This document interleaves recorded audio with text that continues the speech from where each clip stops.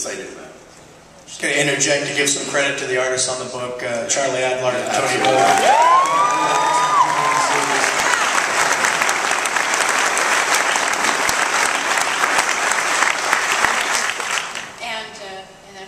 Charlie was on set. Are we allowed to say? We're allowed to tell them? I think I'd have to ask you if we could, so you can just decide now. Can we tell them? Tell them what? That Robert and Charlie are getting... Yeah, Charlie Adler actually got to be a zombie on set, so you guys were spotting on the show. I decided it was too sticky, and so I didn't partake. Plus, you didn't want to shave, so... So, you know, I've been hearing a lot of buzz about the 6 episodes. It's being treated more like a 6-hour movie than 6 independent TV episodes. Would you say that's a fair assessment, or? Well, when you consider the talent that we've got on board with Frank supervising every aspect of the writing, along with Robert in the writer's room. We had Greg Melton as our production designer, Greg Nicotero creating our zombies, you know, terrific people in the cast as well. We're really, you hear every TV series says, oh yeah, really, we're doing 6 one-hour movies.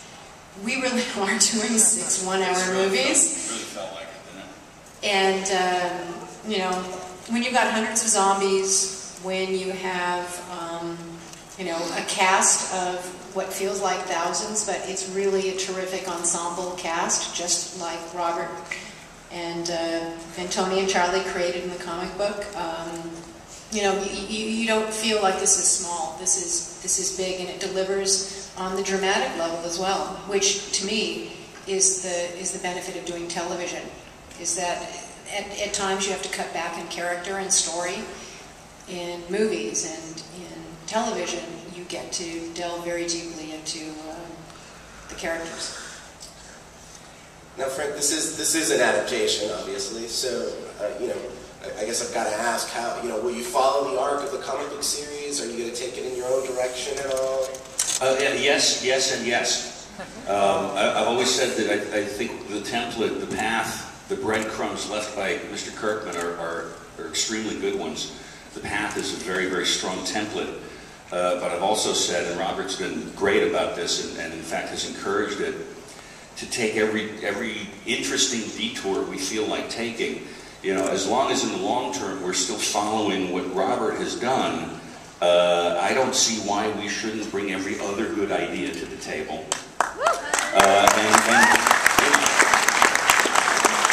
And expand the narrative, you know, veer off the path as long as we go veer back onto it. And what that's leading to is a lot of really cool ideas that will surprise, I think, the hardcore fans of the comic who really know, like, every page of this thing. There's a lot of stuff that's going to happen they're not going to see coming, which I think is really cool. And yet, the stuff they do know will be there too. You know, if they have patience, we'll eventually catch up to what Robert's been doing. And that's kind of an exciting thing, because we're not locked slavishly into a thing that is familiar to the fan base. They'll get that, but they're going to get a lot of other stuff too.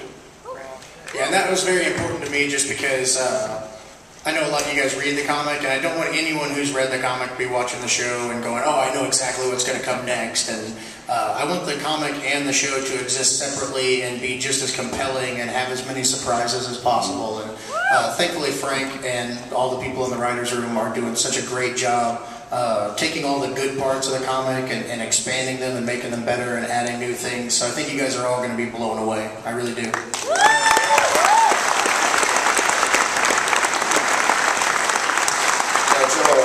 I've got to give you a big compliment, because I'm a big fan of Breaking Bad, Mad Men. So AMC is known for the action program, clearly. So how do you see Walking Dead kind of fitting into your programming with your other shows? Well, I think it fits in first and foremost because it is phenomenal storytelling, which is what drew us to the material in the first place, the world that Robert has created and the way that he kind of paid such tremendous service to the genre and to the human drama that all is makes it very much a quintessential AMC show.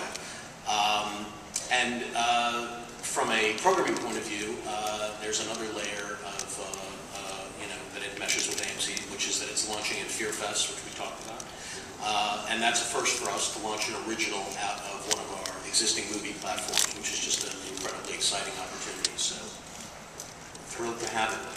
Was there ever a, what the hell are you thinking moment? Zombies on TV? I mean, we've never seen this before. Not until right now. It hadn't occurred to me. No, What the hell were you thinking? I'll tell you.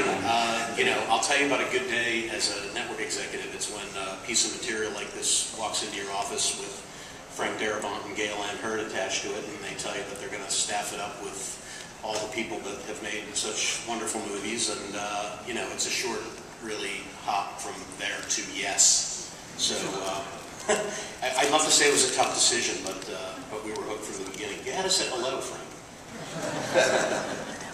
So Frank, I understand you have an announcement to make about the composer of the series. Yeah, let's hear it for our new composer, Bear McCreary.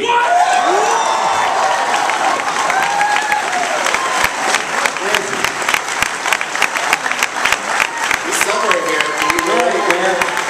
There he is, there he is. Stand up on the top.